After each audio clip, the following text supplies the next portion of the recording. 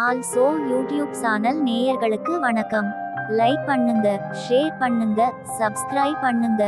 ராசியிலான சுக்கிரனுடைய ராசியான துலாம் ராசியில் இந்த ராகுவின் நட்சத்திரமான சுவாதி நட்சத்திரம் இடம்பெறுகிறது.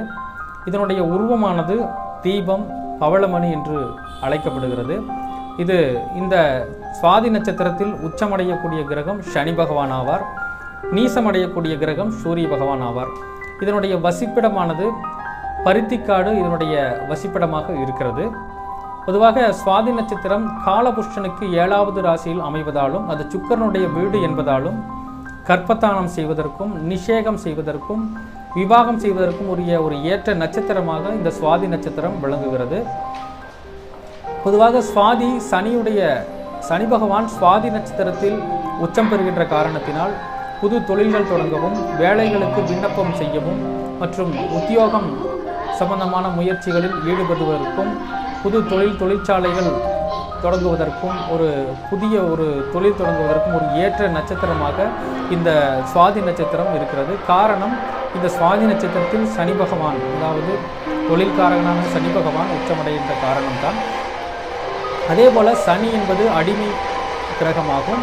அந்த சனி பகவான் சுவாதி நட்சத்திரத்தில் உச்சமடைகின்ற காரணத்தினால் தொழிலாளிகள் முதலாளிகளுடன் பேச்சுவார்த்தை நடத்தும் பொழுது தொழிலாளிகளுக்கு சாதகமான முடிவுகளை ஏற்படுத்திக் கொள்ள முடியும். எனவே தொழிலாளர்கள் முதலாளிகளுடன் பேச்சுவார்த்தை நடத்த ஒரு உகந்த நட்சத்திரமாக இந்த சுவாதி நட்சத்திரமாக இருக்கிறது. அதே போல இந்த சுவாதி நட்சத்திரம் சூரியன் நீசமாகக்கூடிய ஒரு நட்சத்திரம். சுவாதி நட்சத்திரத்தில் தான் சூரிய பகவான் நீசமடைகிறார்.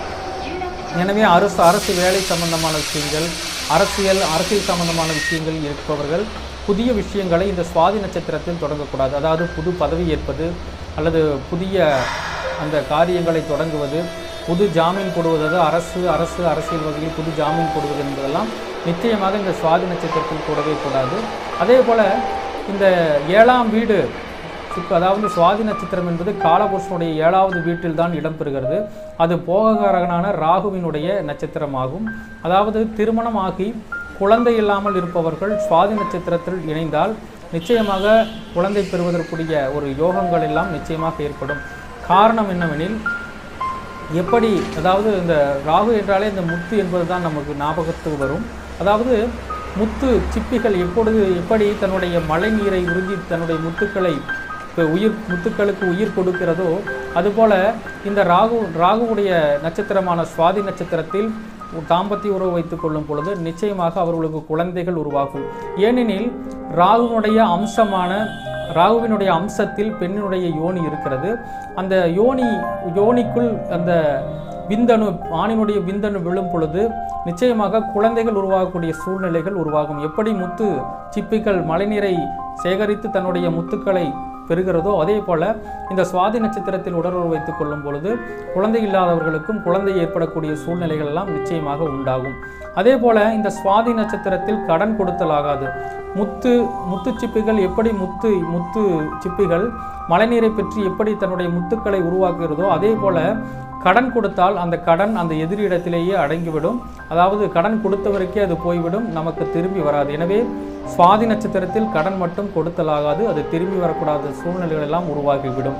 அதே போல இந்த சுவாதி நட்சத்திரம் ராகுவுடைய நட்சத்திரமாக வருகின்ற காரணத்தினால் ராகு என்பது பொய், ஏமாற்றம், களவு என்று சொல்லக்கூடிய ஒரு அமைப்பில் இருக்கிறது. அது அந்த சுவாதி நட்சத்திரத்தில் சனி பகவான் உச்சம் பெறுவதால் வறுமையை குறிக்கக்கூடிய ஒரு அமைப்பும் அதில் வருந்து வருகிறது. அதனால் நிச்சயமாக இந்த ராகு நட்சத்திரமான சுவாதி நட்சத்திரத்தில் கடன் கொடுப்பது என்பது நிச்சயமாக கூடாது. அது முக்கியமாக சனிக்கிழமையில் சுவாதி நட்சத்திரமும் இணைந்து வரும் நாளில் கடன் கொடுக்கக்கூடாது. அதிலும் முக்கியமாக சனியுடைய நாளில் சுவாதி நட்சத்திரமும் யமகண்டமும் கூடி வரும் நேரத்தில் கடன் கொடுத்தால் நிச்சயமாக தங்களுக்கு கடன் திரும்பி வராது என்பதை அறிந்து கொள்ள வேண்டும். அதே போல மந்திர பிரயோகம் செய்து பெண்களை வசியம் செய்வதற்கு ஏற்ற ஒரு நட்சத்திரமாகவும் இந்த நட்சத்திரம் இருக்கிறது. அதே போல இந்த நட்சத்திரத்தில் பிறந்தவர்கள் திருவலாங்குடி சென்று சிவ வழிபாடு செய்து வர நிச்சயமாக இவருக்கு வாழ்வில் ஏற்றங்கள் எல்லாம் உருவாகும்.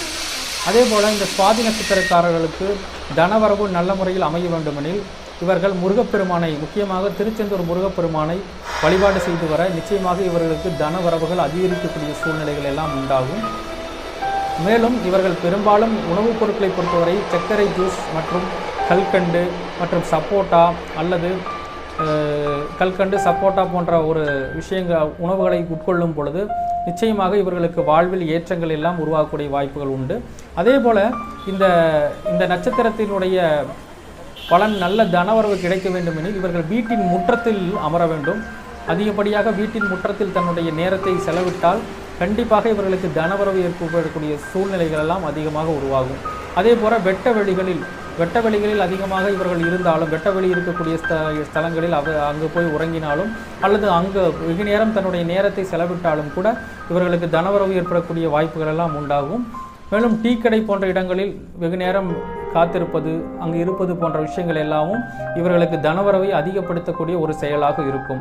மேலும் தேக ஆரோக்கியத்தை பொறுத்தவரையில் இவர்கள் இந்திர பகவானை வழிபாடு செய்து வர இவர்களுக்கு தேக ஆரோக்கியமானது சற்று அதிகமாக கிடைக்கும். அதே போல வல்லாரை கீரை சாப்பிடுவது, ஜெர்ரி பழம் சாப்பிடுவது போன்றதெல்லாம் இவருடைய தேக ஆரோக்கியத்தை அதிகப்படுத்தக்கூடிய ஒரு அமைப்பில் வரும். அதே போல இவர்கள் தன்னுடைய மனைவியுடன் தாம்பத்திய உறவும் அதிகம் வைத்துக் கொள்ளும் பொழுதும் இவருடைய தேக ஆரோக்கியமானது மேம்படும் என்பதை நாம் அறிய வேண்டும். முக்கியமாக தேக ஆரோக்கியம் இல்லாதவர்கள், இந்த சுவாதி நட்சத்திரத்தில் பிறந்து தேக ஆரோக்கியம் இல்லாதவர்களுக்கு நிச்சயமாக காம்பவுண்ட் சுவர் இருக்க வேண்டும்.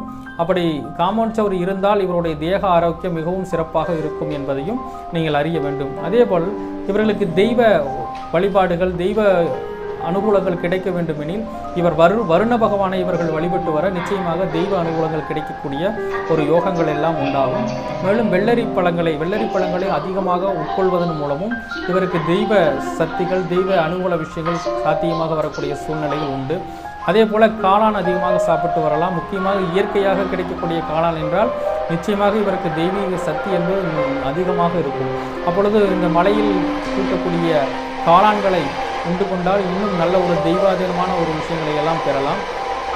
அதே போல் இவர்கள் மழைநீரில் விளையாடுவது, மழைநீர் வரும்போது மழைநீரில் நனைவது, மொட்டை மாடியில் வெகு நேரம் தன்னுடைய நேரத்தை செலவிடுவது, அதே போல் இந்த செல்போன் டவர் இருக்கக்கூடிய இடங்களில் வசிப்பது, அந்த இடங்களில் சென்று அதிக நேரம் தங்கள் நேரத்தை செலவிடுவது எல்லாமே இவருடைய வாழ்க்கையில் தெய்வாதீன விஷயத்தை அதிகப்படுத்தி கொடுக்கும் ஒரு செயல்களாகும். தற்போது கூறிய பலன்கள் அனைத்தும் சுவாதி நட்சத்திரத்தினுடைய பொதுவான பலன்களாகும். மற்றபடி அவரவர் லக்னப்படி அந்த கிரகங்கள் அமர்ந்த அமைப்பும், அது மட்டுமல்லாமல் திசா புத்திகளுடைய அமைப்பும் தங்களுடைய லக்ன ரீதியாக ஜாதக பலன்களை தீர்மானிக்கும் என்பதை அறிந்து கொள்ள வேண்டும். நட்சத்திர பலன்கள்